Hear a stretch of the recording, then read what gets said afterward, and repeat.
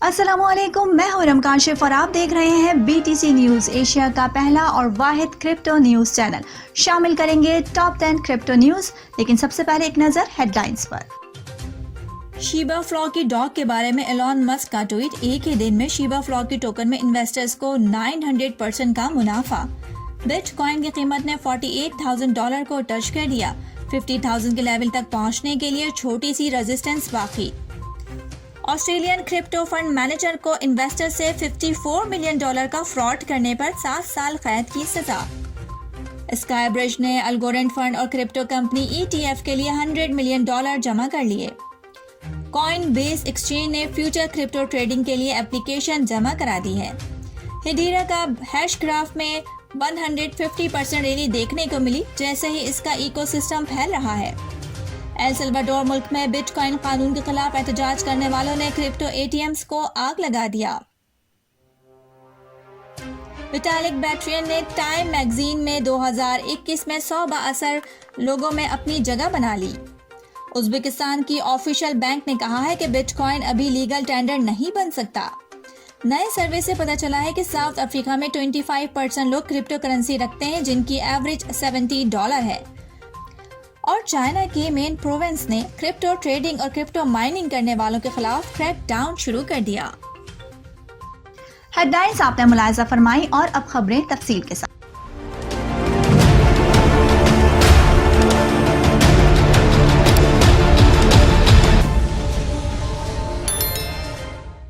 ایلان مسک نے گزشتہ روز یہ ٹویٹ کیا کہ شیبا فلاکی اب گھر آ گیا ہے۔ یہ ٹویٹ $59 ملین کے پاس گیا۔ شیبا کے نام سے ایک ٹوکن بھی لانچ ہوا ہے، جس کی وجہ سے اس ٹویٹ کو لوگوں نے اس ٹوکن سے ریلیٹ کیا، اور یقیناً بہت سارے لوگوں نے اس ٹوکن کو خریدا، اور اتنی بڑی تعداد میں خریداری کی وجہ سے اس ٹوکن کی پرائس دیکھتے دیکھتے 900% اوپر چلی گئی، اور مزید اس ٹوکن کی پرائس میں اضافہ ہونے کے چانسز ہیں۔ CoinMarketCap provider TradingView کے ڈیٹا کے مطابق دنیا کی سب سے بڑی کرپٹو کرنسی بٹ کوائن $48,000 کو ٹچ کر چکی ہے۔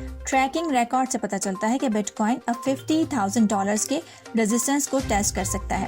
اگر بٹ کوائن $50,000 کے ریزسٹنس کو بریک کرتا ہے تو بٹ کوائن کا نیکسٹ موو $52,000 یا $53,000 ہو سکتا ہے۔ ایک فنڈ مینیجر کو پونزی اسکیم چلانے کے لیے 7 سال سے زائد قید کی سزا سنائی گئی، جس نے سرمایہ کاروں کو $54 ملین کا دھوکہ دیا۔ 2 کرپٹو کرنسی ہیج فنڈز کے بانی اسٹیفن کو 7 سال سے زائد قید کی سزا سنائی گئی ہے، جب امریکی حکام کو پتہ چلا کہ اس نے سرمایہ کاروں کو $54 ملین سے دھوکہ دیا ہے۔ امریکی محکمہ انصاف کی جانب سے 15 ستمبر کے ایک بیان میں اعلان کیا گیا ہے کہ امریکی ڈسٹرکٹ جج ویلری نے اسٹیفن کو اپنے سرمایہ کاروں کو $54 ملین میں سے دھوکہ دینے پر 90 ماہ کی سزا سنائی۔ 24 سالہ آسٹریلوی نے 2017 اور 2020 کے درمیان 2 کرپٹو کرنسی انویسٹمنٹ فنڈز کی ملکیت اور آپریٹ کیا۔ ورجل سگما اور VQR، جس میں سے موخر ذکر فروری 2020 میں قائم کیا گیا تھا۔ ورجل سگما کے دعوے کے باوجود کہ گاہکوں کے اثاثوں کو کرپٹو کرنسی ثالثی کی حکمت عملیوں میں لگائی، DOJ نے پایا کہ اسٹیفن نے سرمایہ کاروں کے سرمایہ کو اس فنڈ سے غائب کیا ہے، جس میں 2017 سے خوراک، کرایہ اور نجی سرمایہ کاری سمیت ذاتی اخراجات کی ادائیگی ہوتی ہے۔ متبادل سرمایہ کاری فرم اسکائی برج کیپٹل اپنے کرپٹو پیشکشوں کو وسعت دینے کی امید کرتی ہے۔ منگل کو ایک crypto focused exchange rate fund کے لیے دائر کردہ اور نیو یارک میں اس ہفتے کی سالٹ کانفرنس میں الگورینڈ فنڈ کے منصوبے کا انکشاف کرنا ہے۔ CNBC سے بات کرتے ہوئے اسکائی برج کے بانی اور وائٹ ہاؤس کے سابقہ ڈائریکٹر اینتھنی نے کہا کہ فرم نے نئے اعلان کردہ الگورینڈ فنڈ کے لیے $100 ملین سے زیادہ اکٹھا کیا ہے۔ انہوں نے مزید کہا کہ فرم اس وقت تقریباً $700 ملین مالیت کے کرپٹو اثاثے رکھتی ہے۔ Top US crypto exchange Coinbase نے نیشنل فیوچر ایسوسی ایشن کے ساتھ رجسٹرڈ فیوچر کمیشن مرچنٹ بننے کے لیے درخواست جمع کرائی ہے۔ تفصیلات کم ہیں، لیکن NFA کی ویب سائٹ کے مطابق زیر التوا درخواست 15 ستمبر کو کوائن بیس گلوبل انکارپوریٹڈ کے نام سے پیش کی گئی تھی۔ کوائن بیس نے 16 ستمبر کو ٹویٹر کے ذریعے اس اقدام پر روشنی ڈالی ہے اور کہا کہ یہ ہماری پیشکشوں کو وسیع کرنے مقصد کرپٹو اکانومی کو مزید ترقی دینا ہے۔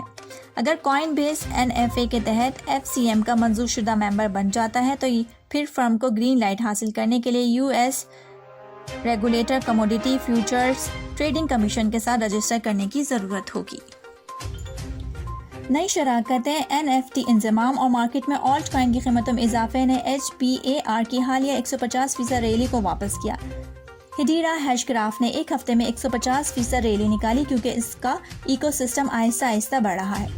حقیقی دنیا کو اپنانا اور بلاک چین انضمام، فائنانس اور ڈیٹا ٹرانسمیشن میں کچھ بڑے چیلنجز کے قابل عمل حل پیش کرنے کے خواہاں کسی بھی سنجیدہ فنٹیک پروٹوکول کا ہدف ہے۔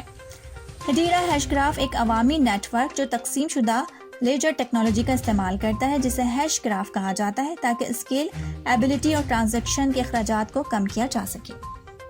ایل سلواڈور کے صدر کے خلاف مظاہرے کے ایک حصے کے طور پر مظاہرین نے بٹ کوائن ATM کو جلا دیا۔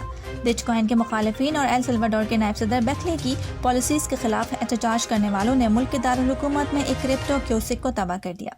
نیوز آؤٹ لیٹ ٹیلی پرنسا اور دیگر نے سوشل میڈیا پر ویڈیوز شائع کی ہیں جن میں بدھ کے روز صحافیوں اور مظاہرین کے ہجوم کے درمیان سین سلواڈور میں ایک چیو کے تعاون سے کیوسک جلتا ہوا دیکھا جا سکتا ہے۔ But coin machine L Salvador حکومت کی جانب سے ملک میں کرپٹو کرنسی کو قانونی ٹینڈر کے طور پر قبول کیے جانے کے بعد سے ترتیب دی گئی ہے۔ اسے anti-BTC لوگوں کے ساتھ خراب دیکھا جا سکتا ہے اور یہ کہتے ہوئے کہ جمہوریت فروخت کے لیے نہیں ہے۔ ملک کے مرکزی بینک کے اعلیٰ عہدیدار نے حال ہی میں بتایا ہے کہ کرپٹو کرنسی کو ازبکستان میں ادائیگی کا ذریعہ نہیں بنایا جا سکتا۔ مقامی میڈیا سے بات کرتے ہوئے ریگولیٹر کے نمائندے نے یہ بھی نوٹ کیا کہ کرپٹو کرنسیز کے برعکس نیشنل فیاٹ کو بینک کے اثاثوں کی حمایت حاصل ہے۔ یہ بیان تاشقند کے ماضی میں کرپٹو دوستانہ اقدامات کے باوجود سامنے آیا ہے۔ مارکیٹ ریسرچ اور ڈیٹا اسپیشلسٹ فرم KLA نے ایک مطالعے کے نتائج کے مطابق جنوبی افریقہ کے تقریباً 47% بالغ افراد کرپٹو کرنسی کے حامل ہیں۔ اس تعداد کی اکثریت کم قیمت سرمایہ کاری کرتی ہے۔ اس کے علاوہ مطالعہ سے یہ بھی پتہ چلا ہے کہ 36% مستقبل میں کرپٹو میں سرمایہ کاری کا ارادہ رکھتے ہیں۔ اب تک کے لیے اتنا ہے۔ ارم کاشف کو اجازت دیجیے اور دیکھتے رہیے BTC نیوز۔ اگر ابھی تک ہمارے چینل کو سبسکرائب نہیں کیا ہے اور کرپٹو نیوز کی لیٹسٹ اپڈیٹ جاننا چاہتے ہیں تو چینل کو سبسکرائب کر لیجیے۔ ملتے ہیں اگلے بلیٹن میں، تب تک کے لیے اللہ حافظ۔